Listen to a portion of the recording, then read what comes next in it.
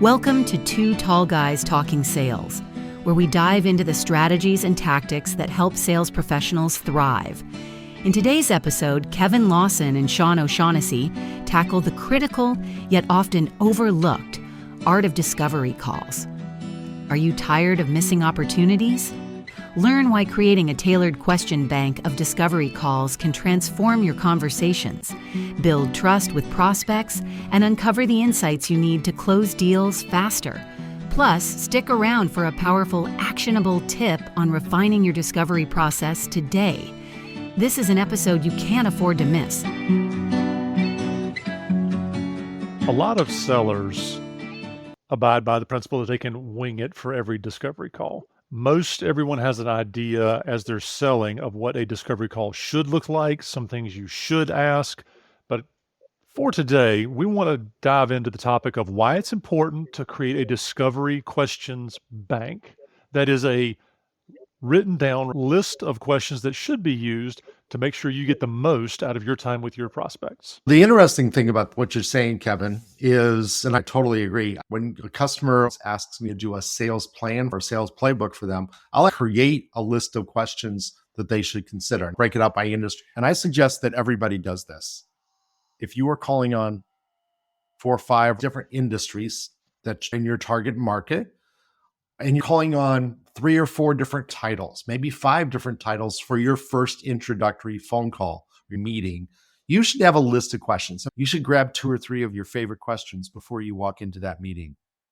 Put them in your notes and say, hey, Mr. Prospect, tell me about X. Tell me about Y. Ask really good open-ended questions and don't wing it. Just have them written down. If you've ever watched a great reporter doing an important interview, like on 60 Minutes, they don't wing their questions.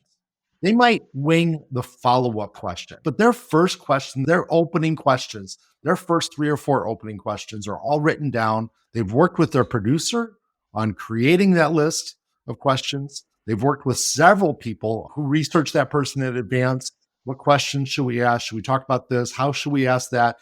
And then a good reporter will ask a good follow-up question based on what that person said. Then they'll go to the next written question, but they will go to their written questions all the time.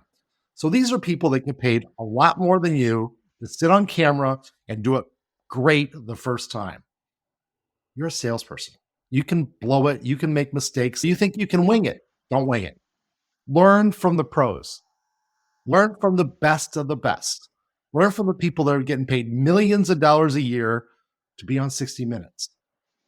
They are hired professionals. They're going to do it right the first time, and they are practicing their discovery questions. The same thing you're doing on a regular basis when you are making a sales call. What do you think, Kevin?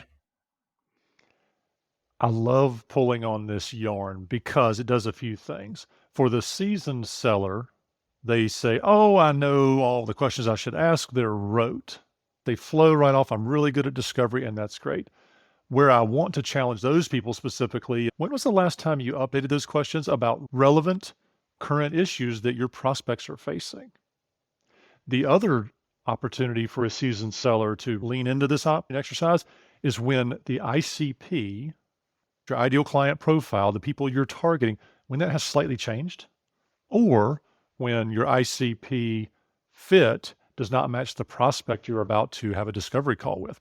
It helps you get out of bad fits earlier and into great fits sooner with better questions. One of the questions I get a lot is, hey, Kevin, so I got to develop these questions. Do I ask all of these questions every time? And for those of you listening, Sean pointed this out earlier, so I want to go back and say it again because it's really valuable.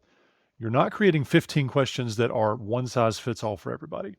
Sean said, hey, create a couple of questions for this industry, a couple of questions for that industry, touch all of the industries that fit your ideal client profile. And within those industries, think about who you might encounter. Are you encountering a solopreneur on one call, a CFO on another call, or a controller? Are you encountering another VP of sales where you've got to sell to someone who's like you? If you're selling CRM or business intelligence or e-commerce products, you might be talking to a VP of sales and a director of IT or a CIO, making a decision about both the technology and how to serve their customers. So you have to be ready to address both of those markets. That's the power of having these questions written down, so that when you're preparing, when you're going through your notes and you're doing your industry research, you're going beyond, well, they're based in this city and they serve this size customer and their board's 8K or 10K report, whatever you're filing, you've looked up online to look at CEO guidance. You get to go beyond that and go, well, in addition to that, whatever those things I can publicly find, I know that industry trends are this, and I know they impact sales in this way and in another way. Sean and I know from experience that salespeople adopting CRM is a challenge. So we have to talk about in our discovery questions, hey, what's your internal plan for getting change adopted? Or how does your team typically adopt change when it comes to technology? These are really critical types of questions that you can ask as a seller or as someone who is leading a team of sellers to get them better at asking discovery questions. Now, Sean, I think we would be remiss if we didn't talk about what do you get when you ask better discovery questions. So that's a softball for you, Sean. What do sellers and leaders of sellers get when their teams ask better discovery questions? Great. One of the things that I want everybody to do is to pause this podcast, hit the go backwards button a couple times. Depending on your tool, you'll go back 15 seconds or 30 seconds. Go back about a minute and a half when Kevin was giving you a couple of questions. He didn't ask a single question that was a why question. He asked a what question and a how question. Great discovery questions are not why, because why feels like you're interrogating somebody. So I'm going to go back to TV drama.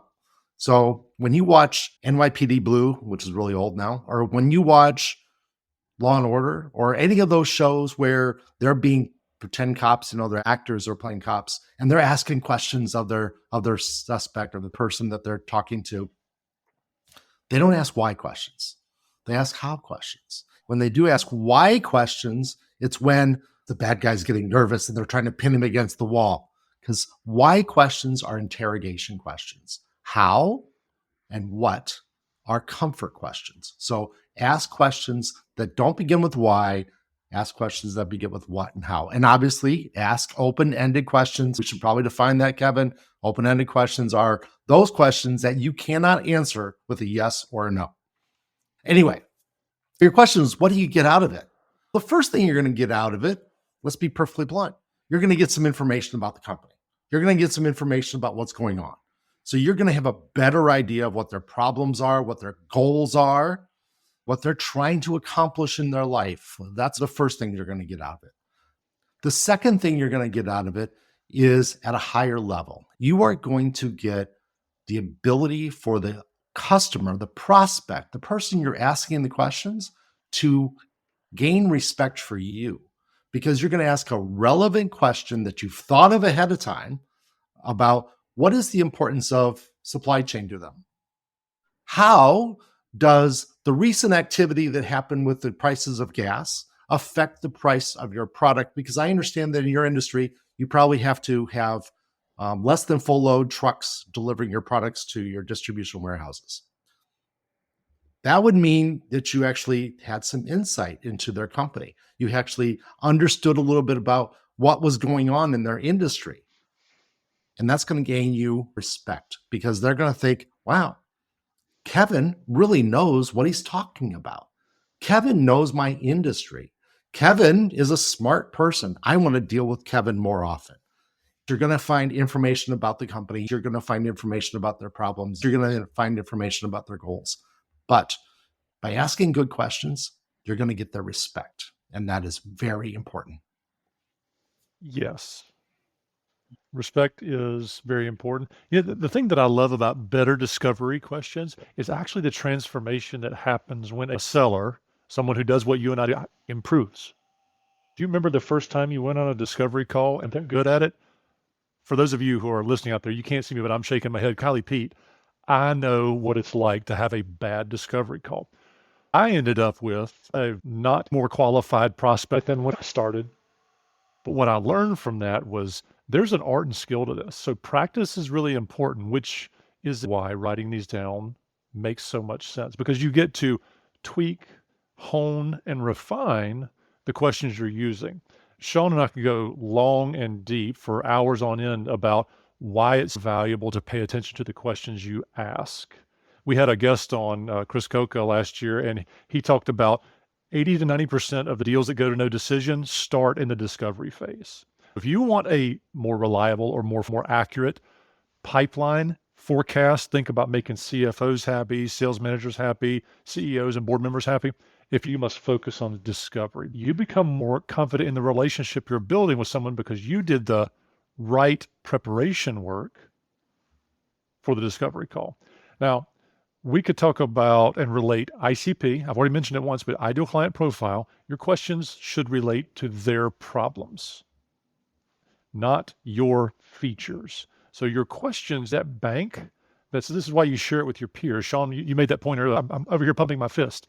Share it with your peers, share it with your boss, share it with some customers you trust a whole lot. Hey, when I ask this question, what does that make you think of?